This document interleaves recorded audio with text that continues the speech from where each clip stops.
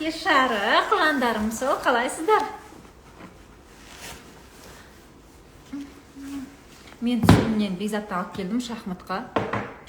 Ой, шахматтан шығып бассейнге алып келдім. Қазір Бекзат бассейнде кезде сіздерге жаңа пост жазып шығарып үлгердім. Действительно, ол маған жиі қойылатын сұрақтардың бірі. Просто бізге қыздар қалай жауап береді екен, соны білейін дедім. Еще байы бар қыздарға айтқым келеді. Сіздер точно байсыздар ғой. Сіздерде проблема жоқ, там баланы қалай алып барып келемін. Ну ладно, бала жоқ, қыздар олда жоқ. Бензинді қалай толтырам, там СТО-ға машинаны загнать ету керек дегенде ондай проблема жоқ. Оның барлығын күйеулерің шешіп жүр ғой. Так что сіздер действительно байсыздар. Қалдарыңыз қалай? Дауысым естіліп тұр ма? Микрозайм сабағына қалай алсақ болады? Микрозайм қазір сатылымда жоқ. Достар, бізде қазір не бар? Так. Сатылымда қазір микрозайм жоқ. Так. Тікелей эфир кішкене өзгеріп кетті. Микрозайм жоқ, ақша бар сабағы бар қазір жеңілдікпен. Небәрі 4500 теңге, бұл отбасылық қаржыны сауатты басқаруға арналған сабақ. Сразу практикалық сабақтарды өтетін боласыздар. Прям мен полностью көрсетем, қай жерде қалай реттеу керек. Біз жалпы кірісті ақшаны алған соң оны қалай дұрыс басқару керек, чтобы қарызға кірмеу үшін. Және вдруг сіздің өміріңізде мынадай жағдай болуы мүмкін. Вдруг 1 ай, 2 ай, 3 ай жұмысқа шыға алмай қаласыз. Немесе Құдай сақтасын, енді қазір айтып жатыр ғой, наурыз айында қайталануы мүмкін деп. Вдруг Құдай сақтасын, дегенмен қайталанған күннің өзінде сіз ақшасыз қалмау үшін қазірден бастап ақша бар сабағын алып, өз қаржыларыңызды сауатты басқаруды үйреніңіздер. Не бар 4500 теңгемен скидкада тұр қазір. Норм бәрі отлично дейді. Қайдағы бай барлар да қиналып жүр.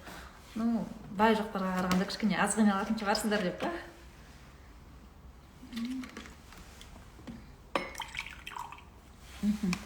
Ақша барға қалай жазыламыз? Төменде WhatsApp номер жаздым. Оған скидка 3 күн жүреді, сондықтан тіркеліп үлгеріңіздер. Ақша бар және алимент сабақтары қазір скидкамен сатылымда. Но алименттен вообще мощный сабақ, 15 видео сабақтан тұрады. Оған 45% скидка. Ақша барға 55% скидка, 10 000 теңген сабақ, қазір 4500 теңге. Қашан басталады? 3 ақпан күні басталады.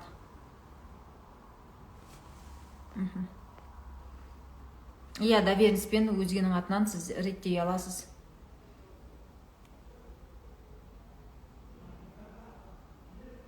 Сіз олай ойламаңыз, бай болса да, ондай шаруалардың бәрін өзім шешем, байым болса да, солай ма? Тиімді несие сабағы осыған дейінгі скидкамен сатылғандар, ол 3 ақпан күні басталады. Қазір тиімді несиеге қабылдап жатқан жоқпыз. Қазір тек қана ақша барға қабылдап жатыр. Төмендегі номерге WhatsApp-қа жазуларыңызға болады. Кстати, Каспий Голд тоже осы номерде Гүлмира Қарасай деп менің толық аты жөнім шығады. Төлем жасап, чекті WhatsApp-қа жібересіздер. Ақша барға скидка 3 күн болады, уже жабылады одан соң. Одан кейін 4500 теңгемен ақша барға да қабылдамаймыз. Қазір тиімді несиеге қабылдап жатқан жоқпыз. Бірден айтайын, тиімді несиені сұрап жүрген адамдар өте көп.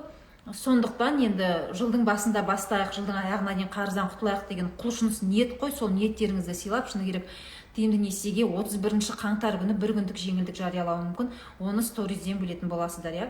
Пока тиімді несиеге қабылдап жатқан жоқпыз. Ол сабақтан не үйретіледі? Ақша бар сабағының программасы мен парақшамда қазір осы тікелей эфирдің астына жазып қояйын. Өткенде бір посттың астына жазып шығарған болатынмын. Қараңыздар, біз көбінесе ақша жоқ, біз айтамыз ғой, ақша жетпейді. Гүлмира, сен ергесің ба, сенде ақша бәрі жетіп тұрғасын айтасың деп. Жетіп тұрғасын емес, мен просто дұрыс жоспарлаймын. Ақшаны біз кіріс шығысты дұрыс жазып, оған анализ жасап, шығынды жоспарлаған кезде, отбасылық қаржыны сауатты басқарған кезде біз ақша жетпейді деген сөзден құтыламыз. Сеніңіздер маған. Және мен үнемі айтам, сіздің тапқан кірісіңізде, табысыңызда баланың несібесі бар деймін.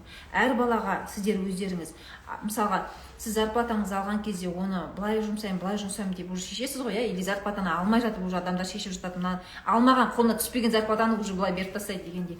Соған міндетті түрде баланың шығындарын қосу керек. Ақшаны басқару формуласы беріледі. Кәдімгі ақшаны басқарудың жол картасы. Әр бір адам, былай кезде білесіздер ма, мекеме не существует, егер бухгалтер болмаса. Кез келген мекемеде бухгалтер бар. Келісесіздер ма? Главный бухгалтер бар. Енді біз айтамыз ғой, ер адам енді үйдің басшысы дейді көбінесе біздің қазақ отбасыларда. Енді әйел адам сіздер Министерство финансов, примерно представьте, күйеуіңіз ақша табады, байларыңыз ақша табады, ол президент дейік. Ал сіз қаржы министрлігісіз. Әрбір отбасында өзінің бухгалтері болу керек. Енді бухгалтер, мен көбінесе әйел адамдар, өзім әйел адам болғасын білмеймін ғой, ер адамдар қалай не істейтінін, қалай расход, ақшаға қалай екен. Әйел адамдар, как раз сіздер осы бухгалтерлікті өз қолдарыңызға алғандарыңыз жөн. Қалай отбасылық қаржыны сауатты басқарып, қалай сіз өзіңіздің отбасыңыздың бухгалтері боласыз, есепшісі. Осы ақша бар сабағында үйрене аласыз. 6 ай алаңдама деген сабақ беріледі. Қараңыздар, мен осы 6 ай алаңдаманы қолданудың арқасында қазір Құдай сақтасын, егер қандай да жағдай болып, жұмыс істемейтіндей болып, төтенше жағдай болып 6 ай үйде жатып қалатын болсақ, Аллаға шүкір, ешкімге қол жаймай өз тамағымызды өзіміз ала аламыз. 40-500 теңге күтпей, немесе жаңағы Нұр Отаннан 1 коробка тамақ күтпей деген сияқты. Неліктен? Себебі бұл қаржылық сауаттылық және қарызға кірмей, достар. Қазірден бастап, егер қарызға кірмеуді үйренгіңіз келсе, бірінші қаржылық сауаттылықты арттыру қажет. Байы барлар 2 есе қиналып жүрді. Қойыңыздар, жылап кеттіңдер ғой.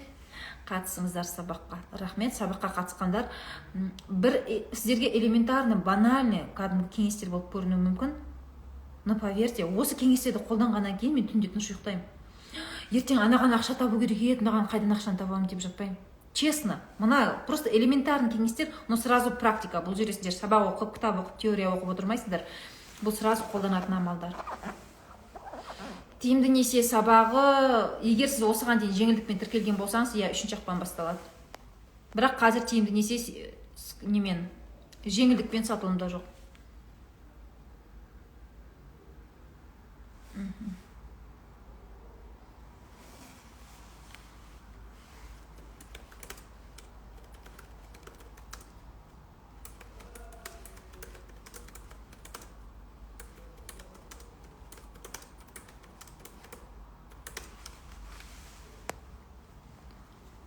Тиімді несие жұмысшы құқығы, қарыздан құтылу нақты нәтижелер мен қадамдар хочу.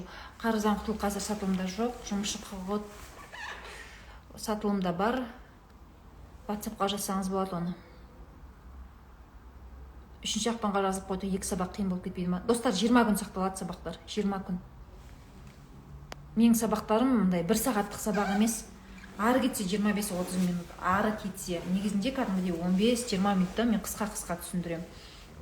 Чтобы сіздердің уақыттарыңызды алмау үшін. Сізбен қалай хабарласам, телефон номеріңізді жазып жіберіңізші өтініш дайректке. Мына жерде телефон номерім жазылып тұр. WhatsApp-қа жазсаңыз болады менеджерге. Қоңырау шалудың қажеті жоқ. Қоңырау телефонда жауап бермейді бұл номерде. Тек WhatsApp. Зейнетке қашан шығатындар? Список пенсия.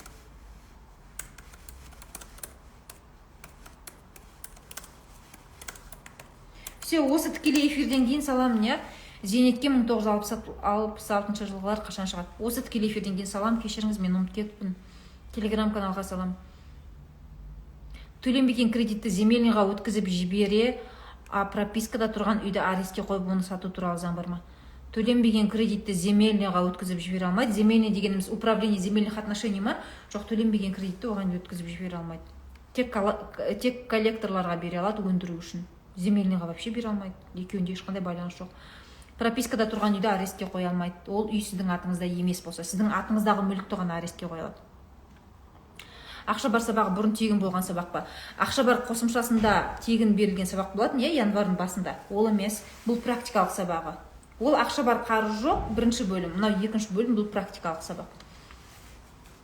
Бұл сабақ тегін берілген жоқ.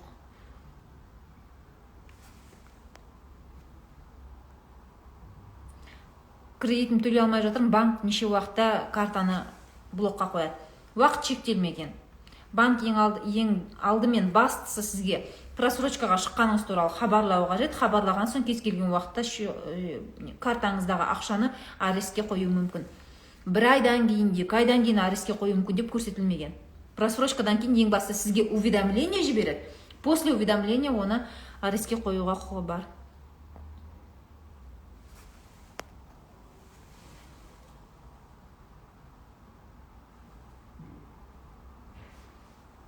Керемет Жансың. Басқаларға айтарым, қай сабақты алып оқысаңыздар да керемет білім, сабақтың барлығы от.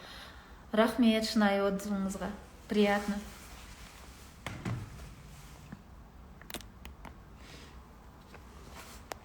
Достар, сабақтардан ең басты сиқырлы таяқша күтіп бармаңыздар, Но берілетін білім шынымен де сіздер қолданбай жүрген білім. Тиімді несие сабағы қазір енді уақытша сатылымда жоқ, 31 қаңтар күні шығады дедім ғой. Ал ақша бар отбасылық қаржыны сауатты басқаруға арналған, кредитке арналған сабақ, ол тиімді несие. Кез келген сабағымды дұрыс көріп орындаған адамда мен нәтиже болатынына 100% сенімдімін. Себебі менің сабақтарым бір кітаптан оқып алып шығарған сабақ емес, өзімнің басымда қолданып өзіме нәтиже берген сабақтар. Мамам 15 жыл өтіп кеткен, Альянс звондап төлеңіз дейді. 150 мың теңге алған, оның жартысын төлеген, кейін жабылып қалған, соны төлемеді. Сол төлеңіз дегендерден ең алдымен договор цессии сұраңыз. Договор уступки права требования деп аталады. YouTube каналда көріңізші, мен ол туралы видеом тұр YouTube'да тегін. Гүлмира Қарасай, Альянс банк деп менің каналыма кіріп, Альянс банктен алған кредитті төлемеудің заңды жолы деген видеоны қараңыз. Сол жерде барлық жауабы бар, Ақбота ханым. Отағасы аман болсын, әмин. Менің күйеуім қайтыс болды, қайырлы болсын. Кредиті бар, оны мен төлеуіме міндетті ме? Абишева Балдырған, егер күйеуіңіздің атында қандай да бір мал мүлік қалса, үй, пәтер, машина, немесе оның ЕНПФ пенсионныйдағы счеты, мал мүлік қалса, және сіз оны нотариус арқылы мұрагерлікпен қабылдасаңыз, онда оның кредитінде төлеуге міндеттісіз. Және сіз бірден төлеуге міндетті емессіз, сіз мұрагерлікті 6 айдың ішінде қабылдайсыз ғой. Қабылдаған соң өзіңіздің кірісіңізге, жалақыңызға сай график жасап беруін сұрай аласыз, және сол бойынша төлеуге құқылысыз. Ал егер де күйеуіңіздің атында ешқандай мұра қалмаса, немесе сіз мұрадан бас тартсаңыз, онда төлеуге міндетті емессіз. Жұмыста да, үйде де бухгалтер, супер. Кредитті тиімді жабу сабағына 31 қаңтар болады, оған скидка қосымша бір күндік. Ақша бар сабағына жеңілдік 3 күн болады.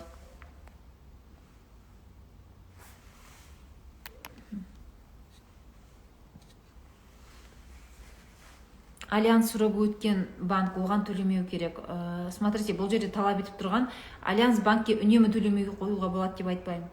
Олардың талап етуге құқығы бар кездер болады. Егер Балнұр Куин, сіз оны толық білмесеңіз, олай шатастырмаңыз. Егер Альянс банк лицензиясын отзывать еткенге дейін, ликвидационный комиссиясы ұлттық банктың, Альянс банктың мына жақтағы қарыз портфелін сол кредитный организацияға беріп үлгерсе, олардың өндіруге құқығы бар.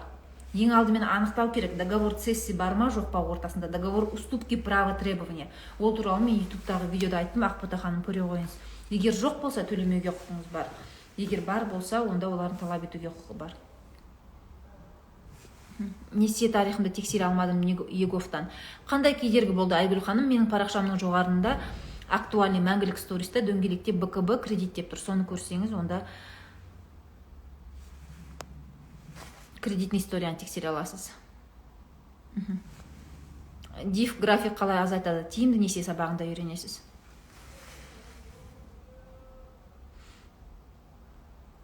Сіз бір сөзіңізде бойдағы әйелдерге ақша табуға мүмкіндік көп деген едіңіз. Соның хотя бір жолын айтыңызшы. Шатаспадыңыз ба? Точно менен естідіңіз ба ол сөзді?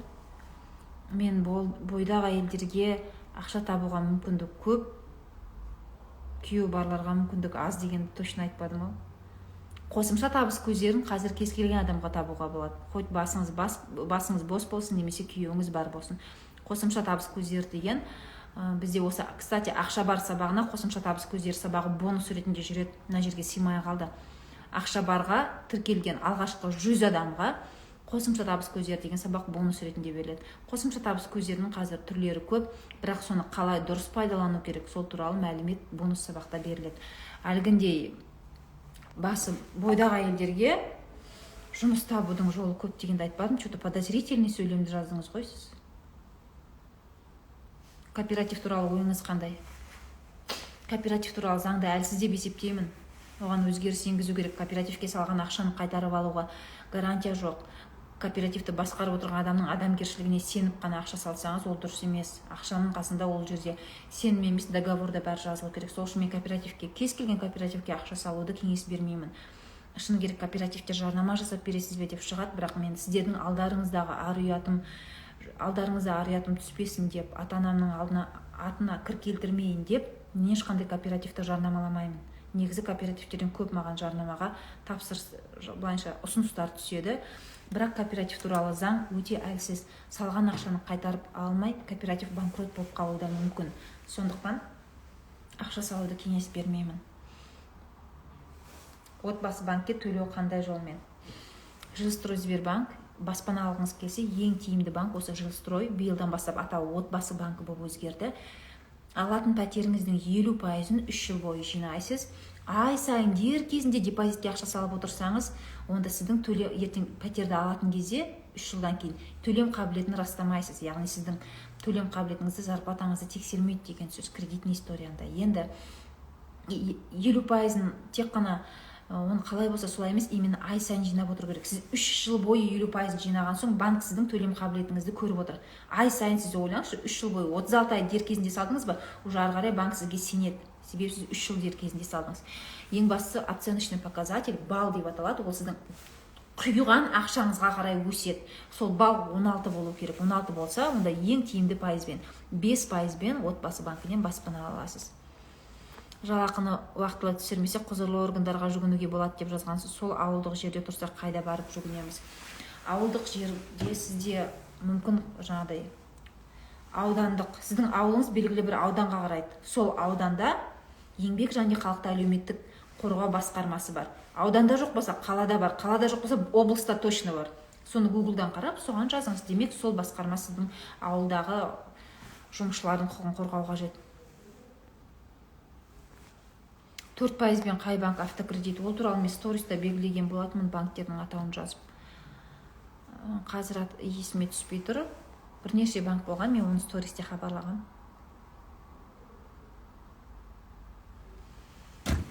Егер де кредит алдыңғы жыл төленген болса, бүгін банк төленген жоқ деп сотқа береміз деп жатыр. Кредитный историяңызды тексеріңіз. Өткен жылғы енді мен үнемі айтамын, егер қандай да бір квитанция, договорды жақпас бұрын, оны жыртып тастамас бұрын суретке түсіріп, электронды поштаңызға жіберіп алыңыз. Электронды поштада сақталып тұрады деп. Және кез келген кредитті жапқан соң кредит жабылды деген справка алып, оны да сақтап қою керек, немесе суретке түсіріп жаңағыдай электронды поштаға өзіңізге жіберіп алыңыз. Электронды поштадағы документ сіздің иығыңызға ауырлық түсірмейді ғой. Ал қазір кредитный историяны тексеріңіз, Сакенович. Кредитный историяда көрсетіледі, өткен жыл жабылды ма, жоқ па. Немесе қалай төледіңіз, соны растап, белгілі бір счет арқылы төлейсіз ғой. Мысалға, кредитті төлеген кезде ол ақшасын алдымен текущий счетқа түседі, одан кейін банкке түседі. Сол текущий счетты тексеріңіз. Выписка алып тексеруге болады, қашан, қанша теңге төлегеніңізді. Микрозаймды сотқа дейін шешуге болады ма? График алуға мүмкіндік бар.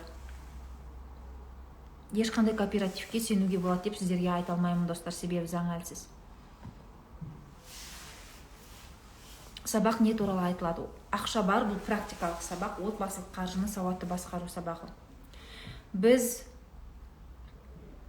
ақшаны, енді мен қазір сіздерге ақшаны дұрыс жұмсамайсыздар деп айтсам, мына жерде сен өте ақылды болып не деп отырсың деуі мүмкін. Бірақ сабаққа қатысқандар олай айтпайды. Себебі өзімнің басында болған жайт, ақшаны шынымен де оңды солды шашып. Кейде ойлаймын, мен дұрыс жұмсап жатырмын ғой, артық ештеңе алып жатқан жоқпын ғой деп. Бірақ соның өзінде көп қателік жасайды екен. Осы ақша бар сабағындағы амалдарды қолданғаннан кейін ақша жетпейді. Былай тартсаң, былай жетпейді, былай тартсаң, былай жетпейді деген сөзді ұмыттым, шыны керек. Қарапайым күнделікті жасайтын практикалық амалдар. Өзіңіздің кірісіңізді қалай дұрыс басқарасыз. Отбасылық қаржыны сауатты басқарудың жол картасы. Кәдімгі өздеріңіздің жол картасын сызатын боласыздар. Реально, мына жерге кіріс деп жазып қойып, былай проценттермен есептеп шығаратын боласыздар. На самом деле, кез келген адамның қолынан келеді. Кез келген.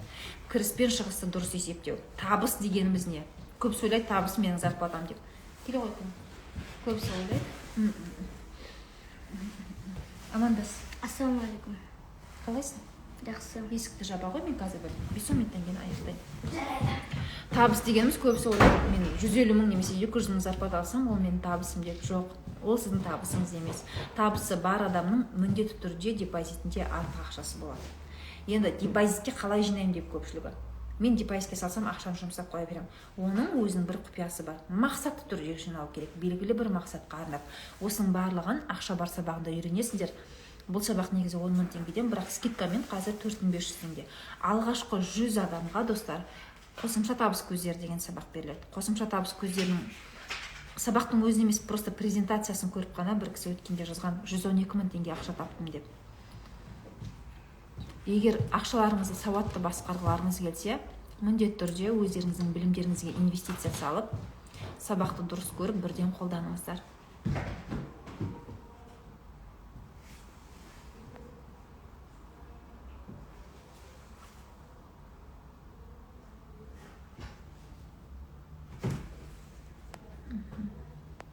Әмин.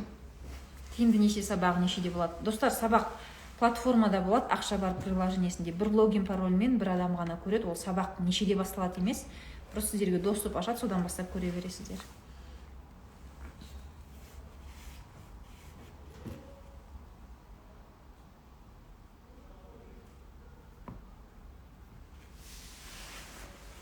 ФКБ-дан отчет алсам, ең астында графаларда борышкерлер тізімінен табылды, алиментшілер іздеу тізімінен табылды деп тұр. Алимент төлемеймін.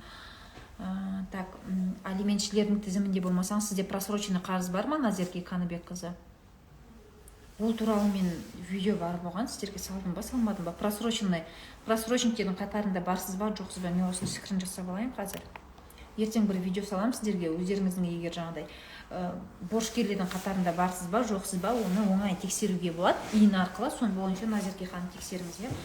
Ол не обязательно алимент бойынша, мүмкін сізде басқа просроченный қарыз бойынша борышкерлердің тізімінде тұрған шығарсыз. Үй күйеуімнің атында кредит төлемеген үшін үйді қойып тастаған. Я күйеуіңіздің атында болса, кредитті, егер және ол үйді сіздер некеге тұрғаннан кейін алған болсаңыздар, күйеуі немесе әйелі кредит төлемесе, үйдің 50%-ны арестке қоюға құқылы. Енді оны ары қарай сатылымға шығарып қиындатпау үшін просроченный сумманы бөлшектеп болса да төлеуге тырысыңыздар.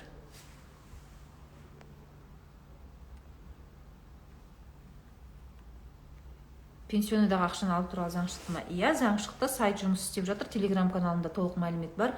ЕНПФ отбасы сайты арқылы телеграм-каналда бірінші сілтеме жіберілді, чтобы пороговый суммаға жеткілікті ма? Сіздің пенсионный ақшаңыз жеткілікті ма снимать етуге, жоқ па? Жасыңызға сай тексеру керек. Оған арнайы сілтемені телеграм-каналда бердім. Және жеткілікті болса, ЕНПФ отбасы арқылы қалай электронды заявка бересіз, оны да сол телеграм-каналға салған болатын. Телеграмға сілтеме, мен парақшамның жоғарында сабаққа тіркел деген сілтеме тұр, көк сілтеме таплинг, сол жерде телеграмға сілтеме бар. Сәлеметсіз бе, телеграм каналыңызды айтасыз ба? Қазір ғана айттым, парақшамның жоғарында көк сілтемеде. Коллекторға өтіп кеткен налогты төледік, налогты толық төледік, бірақ тағы шығып тұр, еще процентпен олы болады ма? Коллектор налогты өндірумен айналыспайды, мүмкін сіз жеке сот орындаушыға өткен налогты төледіңіз. Қазір шығып тұрған болса, сол жеке сот орындаушыға, сіздің ісіңізбен қай жеке сот орындаушы айналысты? Сіз коллектор емес, ЖСО айналысты ғой, сол ЖСО-ға барып көрсетіңіз, мына налог төленген, мынаны алып тастау керек деп. Немесе ол қай налоговый органға қарайсыз? УГД, Управление государственных доходов, белгілі бір районға қарайсыз ғой, сол жерге барып квитанцияны көрсетіңіз. Міне, біз дер кезінде төлегенбіз, соның үстіндегі проценті заңсыз, бұл налогты алып тастауды сұраймын деп. Себебі ошибка болады. Мысалға білесіздер ғой, өткен жылдың штрафтары, кейбір төленген штрафтары осы биыл шығып тұрған кездер болады. Жақында ғана бізде сондай ситуация болған, квитанциясын барып көрсеттік, штрафты алып тастады. Хотя ол өткен жыл сентябрьде төленген. Коллекторлар карточканы арестке қоя алады ма? Жоқ, коллектор қоя алмайды, жеке сот орындаушы қоя алады арестке. Сабақтан не үйретесіз? Достар, осы ақша бар сабағының толық программасын давайте мен осы тікелей эфирдің қазір сақтап, тікелей эфирдің соңында жазамын, иә? Міндетті түрде қазір жеңілдікпен үлгерем десеңіздер, бірден WhatsApp-қа жазыңыздар. Себебі алғашқы 100 адамға ғана қосымша табыс көздері сабағы тегін беріледі, және бұл скидка шектеулі. Оқыңыздар, білімге ұмтылыңыздар. Гүлмира ханым, Алла береке берсін, сізге пайдалы ақпаратпен бөлісіп жатсыз. Әмин, айтқаныңыз келсін. Әмин. Әдемі екенсің дейді. Қазақтың қыздардың бәрі әдемі ғой, аттақты. МФО болса, зайым алған жер пайсыз төлей аламын ба? МФО болса жоқ. Себебі олардың лицензиясы бар, ол микрозаймға жатпайды. Осы жасаған жақсылығыңыз Алладан мың есе қайтсын. Әмин, айтқаныңыз келсін. коллекторлар әйелінің немесе қайынапасының счетін жабуға құқылы ма? Жоқ, біреудің счетін жаба алмайды. Тек қана жаңа айттым ғой, үйдің жартысын арестке қояды деп. Есте сақтаңыздар, коллекторлар немесе жеке сот орындаушы сіздің қарызыңыз үшін басқа адамның счетін жаба алмайды. Тіпті күйеуінің қарызы үшін әйелінің счетына арест қоя алмайды. Бірақ күйеуі мен әйелі некеге тұрғаннан кейін үй сатып алды дейік. Күйеуінің 1 миллион просроченный қарызы бар. Білесіздер, неке және отбасы кодексі бойынша неке тіркелгеннен кейінгі сатып алынған мүлік ортақ болып табылады. Демек, мына сатып алынған үйде күйеуінің 50% долясы бар. Оның 1 миллион просроченный қарызы үшін осы 50% доляға арест қоюға құқылы. Бірақ әйелінің счетына арест қоя алмайды. Түсіндікті ма? Достар, сіздер мұнда әртүрлі кооперативтің атауларын жазып жатсыздар, ол жамандағаным емес. Кооператив туралы заң әлсіз болғандықтан ешқандай кооперативке сенуді кеңес бере алмаймын. Белгілі бір кооперативті алып бас аяғынан алып оны жамандайтын әдетім жоқ. Просто мен заң бойынша сөйлеймін сіздерге. Ал заңда пока әлсіз, сол үшін мен ақша салуды кеңес бере алмаймын. Жұмыс жасамасам да ИП ашып алсам болады ма? ИП ашқан соң оның өзінің төлейтін төлемдері бар. Өзіңізге пенсионный төлейсіз, соцотчисление төлейсіз, сосын жаңағы ОСМС дейді ғой, ОСМС төлейсіз, медстраховка өзіңізге. Сондай шығындары бар. Енді ойланыңыз, ИП сізге не үшін қажет? Егер кәсіппен айналысатын болсаңыз, ИП ашып, жаңағы төлемдерін жасап, кәсіппен айналысуыңызға болады. Немесе мына декретке миллионмен деген тема бар ғой, білесіздер. Көбінесе ИП ашып, жаңағыдай кәсіппен айналысып төлемдерін жасасаңыз, декретке шыққан кезде ол өте ыңғайлы. Ал егер сізде ондай жоспар жоқ болса, бекер ИП ашып оған төлемдерін төлеп қайтесіз.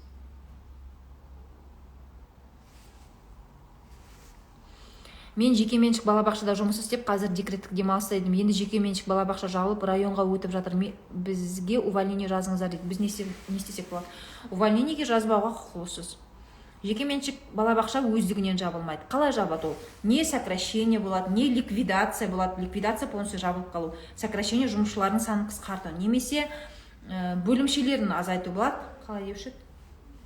Мен ұмытып қалдым. Орысшасын. Содан келеді тоже. В общем, сокращениеде адамның санын қысқартады ғой. Екеуінің бір разницасы бар. Алмада бір филиал жабылып қалады. Сол үшін адамдарды жұмыстан шығарады дегендей. В общем, сіз қазір жұмыстан увольнениеге шығуға, расторжение трудового договорға өз еркіңізбен өтініш жазбауға құқылысыз.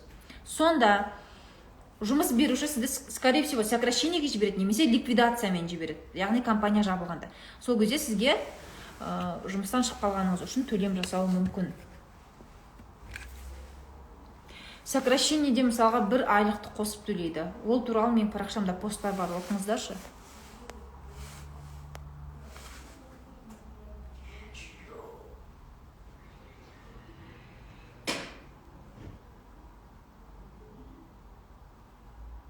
Сәлеметсіз бе, Гүлмира ханым, ипотека алған банкрот болып қалды. Енді 2 жыл бойы кредитті төлемедім. Себебі төлейтін реквизиттер жоқ. Осыған қандай шешім бар? Ұлттық банктың қаржы агенттігі деген бар. Сайтқа, Googleға жазыңызшы, агентство по финнадзору, по финансовому надзору Национального банка деп. Сол агентствоға қоңырау шалып сұрасаңыз, сізге ары қарай мәліметтерді береді. Жалпы банктың жабылу процесі қалай өтеді? Банк жабылатын кезде бірден жабылып жоқ болып кетпейді. Оның ісін ликвидационный комиссияға береді. Ликвидационный комиссия 6 ай бойы, кейде тіпті одан ұзақ уақыт бойы ол банктың істерін айналысып басқа банктерге өткізеді. Жаңа борышкерлері бар болса. Сонымен қатар депозит алған адамдар болса, депозиттерін қайтарып береді деген сияқты. То есть сол банктың остаток жұмысымен ликвидационный комиссия айналысады. Ал ликвидационный комиссияны құратын бұл ұлттық банктегі қаржы агенттігі. Қаржы агенттігінің сайты бар, телефон номеріне хабарласыңыз, олар сізге мәлімет береді. Несие тарихын қалай тексеруге болады? Парақшамның жоғарында мәңгілік сториста дөңгелекте БКБ кредит деген бар. Соны оқысаңыз түсінесіз. Жетім балаларды балалар үйінде очередке қояды ма? Баспанаға деп отырсыз ба? Балалар үйінде олар очередсіз баратын шығар, ал баспанаға болса ЕГОФ арқылы очередке қоюға болады. А олар балалар ғой. ЭЦП. Скорее всего, онда сол балалар үйі қояды. Толық білмейді екен, бірақ жетім балалар, жаңағы закон о жилищных отношениях бар, тұрғын үй қатынастары туралы заң. Сол заңда мен статьяны сіздерге салған болатынмын, осында және YouTube каналға жазған болатынмын. Сол жетім балалар баспанаға кезекке тұруға құқылы. Егер ата-анасынан ол жетім балаларға баспана қалмаған болса. Ол туралы сол балалар үйінің, скорее всего, несі айналысу керек, администрациясы.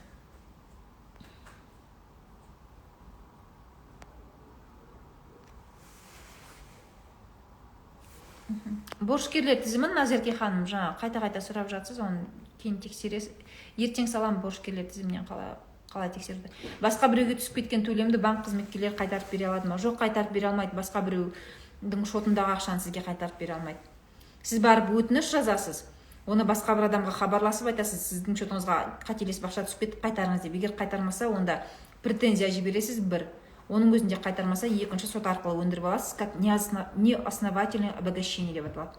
Неосновательное обогащение. Себепсіз баю деп аталады. Себепсізден ол ақшаны алды ғой, ошибочно. Қайтармаса, сот арқылы өндіріп алуға болады. Банк қызметкері қайтарып бере алмайды. Декабрь жалақымызды төлемеді және біздің келісімімізсіз без содержаниеге жіберген, не істеуге болады? Без содержаниеге сіздің келісіміңізсіз жібере алмайды. Егер жұмыс тоқтап тұрған болса, простой деген болады. Простой кезінде минимальный зарплата төленеді 42 500. Оны мемлекет төлемейді, ана жұмыс беруші төлейді. Егер уақытша жұмыс тоқтап қалса, простой, стоять сөзінен, стоять, простаивает работа дейді ғой. Егер декабрьдің жалақысын төлемей жаңағыдай заңсыз без содержаниеге жіберсе, онда сіздің қалаңызда управление труда бар. Қазақшасы еңбек және халықты әлеуметтік қорғау. Сол мекемеде госинспектор отырады. Госинспекторға барып өтініш жазасыз. Ол компанияны тексеріп жалақыңызды өндіріп береді, плюс пенясымен. Достар, сеніңіздер, мен өзім мысалға қанша компанияға қызмет көрсететін заңгермін, біз тіпті жалақыдан расчет қате кетіп жатқанның өзінде жұмысшылар барып жазады, госинспектор прям тексеруге келіп тұрады. Сол үшін жалақыңызды дер кезінде ала алмай жатсаңыздар, сіздер өтініш жазыңыздар, госинспектор прям тегін сіздің жалақыңызды өндіріп береді. 20 жастағы қызымның атына үй әперуге болады ма? Конечно, болады. Қызыңыз бақытты ғой деймін ба? Ақша бар сабағы қашан басталады? Ол не туралы? Ақша бар сабағы 3 ақпан күні басталады. Сабақтың құны 10 000 теңге. Бірақ қазір скидкамен 4500 теңге тұр. 4500 теңге скидкамен, уақытша скидкамен 3 күн дедім ғой. Және алғашқы 100 адамға қосымша табыс көздері сабағы бонус ретінде беріледі. Сабақтың программасын осы тікелей эфирдің астына қазір сақтап қоямын және жазамын, Ал енді біз үйге қайтайық, кеш болды. Бүгін менің жаңағы Тәлім ТВ-мен болған түсіріліммен мені қолдауға келген оқырмандарыма өз ризашылығымды білдіремін. Аман сау болыңыздар. Сабақ туралы ақпаратты осы посттың астында алыңыздар. Жаңадан қосылған оқырмандарым, бұл тікелей эфир барысында сұрақтарыңызға жауап ала алмасаңыздар, түк уайымдамаңыздар. Парақшамда 400 пост тұр. Әрбір постың пайдалы екеніне мен 100% сенімдімін. Сокращение, жұмысшы құқығын қалай қорғау, коллектор мен жеке сот орындаушының айырмашылығы, просрочка кезінде коллектор не істей алады, жеке сот орындаушы не істей алады, бала құқығы, оның барлығы менің парақшамда мәліметтерде тұр. Осыған дейінгі посттарды оқыңыздар. Ал сабаққа кім қатысамын дейді жеңілдікпен, осы посттың астында программамен танысып, WhatsApp-қа жазыңыздар. Аман сау болыңыздар. Мен сіздерді жақсы көремін, жандарым сол. Рахмет. Просто бар болғандарыңыз үшін рахмет. Бүгінгі қолдауларыңыз үшін рахмет.